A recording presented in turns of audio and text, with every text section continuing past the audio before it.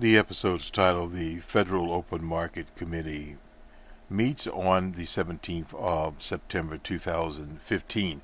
This is a numbers man here, and you will hear from Chair Yellen. This will be our technical presentation here at This Week in Economics, and we'll have another presentation this weekend. But let me just read this. This is released on the 17th of September from the Fed. Information received since the Federal Open Market Committee met in July suggests that economic activity is expanding at a modest pace. Household spending and business fixed investment have been increasing modestly. The housing sector has improved further. However, net exports have been soft. The labor market continues to improve with solid job gains and declining unemployment. On balance, labor market indicators show that the underutilization of labor resources has diminished since earlier this year. Inflation has continued to run below the committee's long-run objective, partially reflecting declines in energy prices and prices in non-energy imports. Market-based measures of inflation compensation move lower. Survey-based measures of longer-term inflation expectations have remained stable.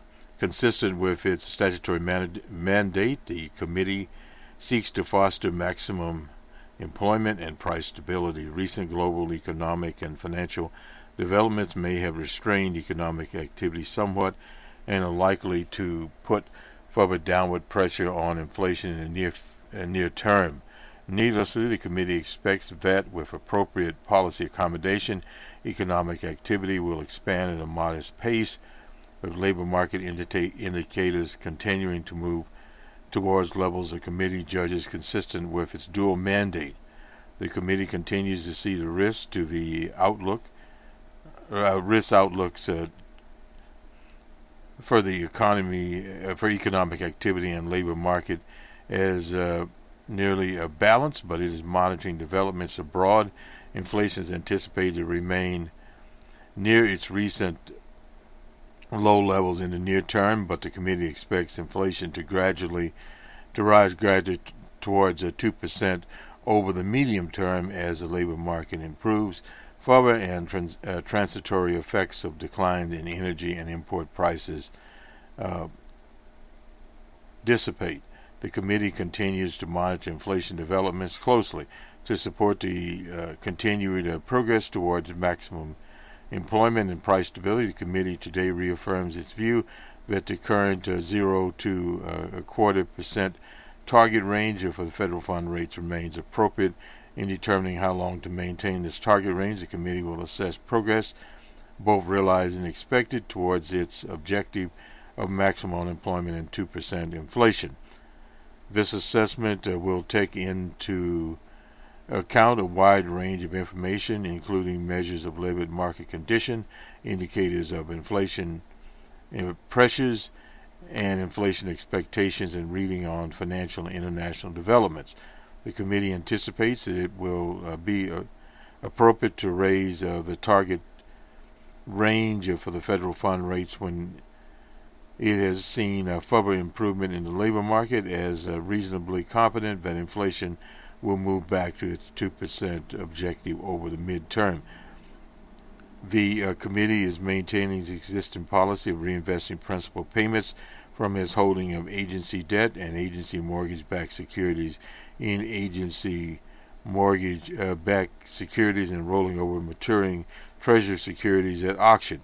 This policy, by keeping the committee's holding on long-term securities at a sizable level, should help maintain accommodative financial conditions. When the committee decides to begin removing policy accommodations, it will take a balanced approach consistent with its long-run goals of maximum employment and inflation of 2%. The committee currently anticipates that even after employment and inflation are near mandate consistent levels, economic conditions may for some time warrant keeping the target fund rates below the levels the committee views as normal in the long run. And voting for the monetary policy, Chair Yellen, Dudley, Bernard Evans, Dr. Fisher, Lockhart, Jeffrey Powell, Taranlo Williams. Voting against it was Jeffrey Locker, who prefers to raise the target rate for federal fund rate by 25 basis points. That is the latest here of the statement. In the press conference, Chair Yellen, we got to her as she had read most of the statement. So some of this will be a bit recount, but basically it will be there.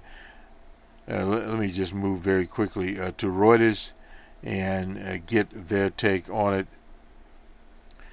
The U.S. Federal Reserve kept interest rates unchanged on Thursday in a bow to worries about the global economy, financial volatility, and sluggish inflation at home. In what amounted to a tactical retreat, this is from Reuters, this is by Howard Schindler, and sluggish inflation at home, but left open the possibility of a modest policy tightening later this year. Possibly not. You'll hear that in light of the heightened uncertainty abroad. The committee judges it appropriate to wait. That's from Chair Yellen. Fresh economic projections showed 13 of 17, and we'll get more into this on the week that was. 13 of 17 Fed policymakers foresee raising rates at least once in 2015. That's down from 15 in the last meeting.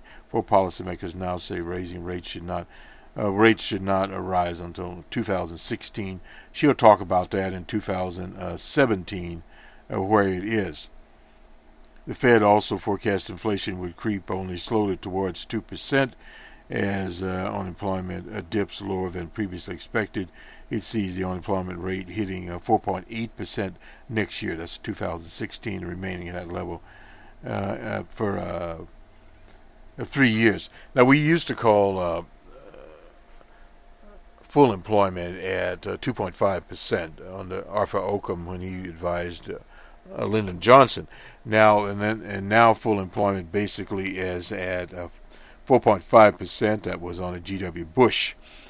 The Fed projects interest rate path shift downwards, with the long-term Fed rate now seen at 3.5% compared to 3.7% at the latest policy meeting. The Fed has moved more dovish, with growth projections revised down and rumblings of a secular stagnation, and that it was talked about.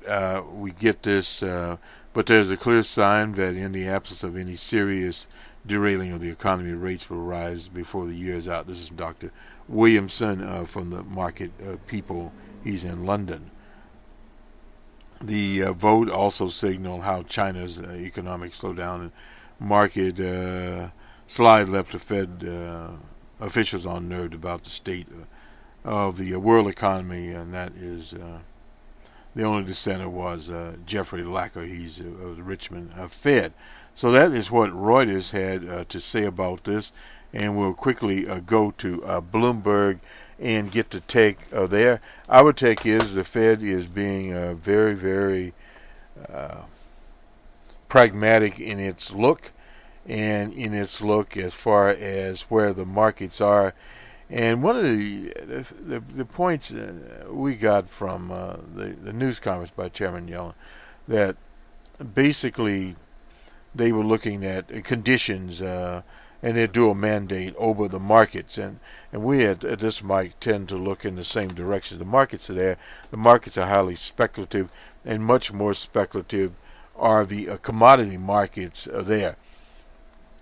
Now, some of the takeaways, this is from Bloomberg. Central bankers see inflation reaching target rate in 2018. And I will put this chart up here. Now, don't see it hitting their 2% rate until 2018. And nice little graphic here of where it will go. Now, the 2% rate is not etched in stone. It could go over 2%. She makes that very clear, 2.5% perhaps. But again, that would be healthy for the economy. That would not be overheating. They would enter if overheating happened. It also bears its own set of risks, such as those perception of a Yellen push, or the view that the market volatility could stay the Fed's decision again. They put more emphasis on things that go wrong than things that are going right. That is from Van Holst, the chief economist at Unit Credit Bank in New York. Said that was before the decision, evidently there, and we worry too much about that. The global development slowness in China, and she also talked about emerging markets. I'm glad they got it here. The MSCI Emerging Markets Index, which captures stock markets in nations such as Brazil, Chile, Egypt, and China, is down 14% this year. The outlook for the global economy is being marked down. That is why markets are reacting. This is from Laura Rosner, an economist at BNP. As said, that was before the decision. Market developments are giving policymakers fundamental, new, and real-time information. As former Fed staff or analysts there.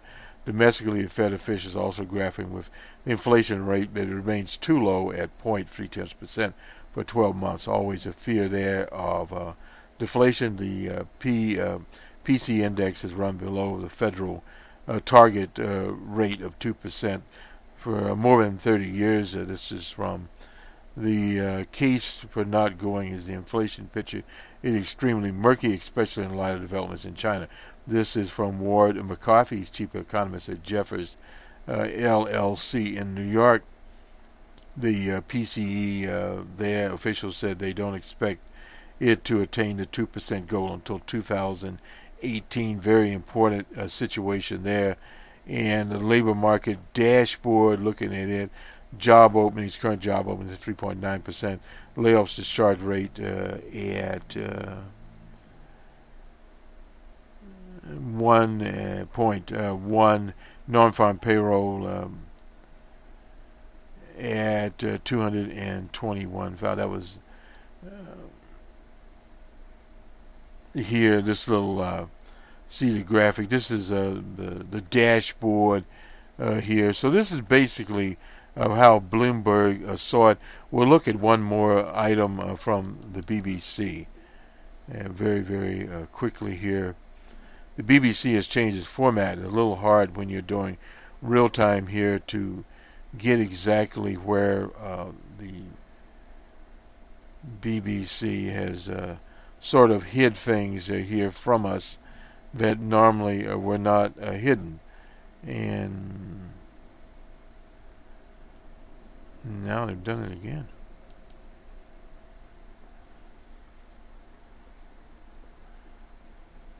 Now here we go. Finally got to a menu. We can get to the business part here. This is BBC 28 minutes ago. Interest rates unchanged here. We try to get some different views coming. Federal Reserve said 9 members at, well, we already did that. We covered the statement, and global slowdown was in it. Another nice graphic, disappointing. The Dow Jones average was up 0.28 to 16,786,558, and we won't get too much into that. The dollar index compared to other 6 currencies fell 0.81 to 94.65. Reaction in the UK was mixed. James Spoiler, chief economist Institute of Directors, said the Federal Reserve's decision to hold interest rates is disappointing. It lacked the bold and necessary steps which must be taken to normalize monetary policy.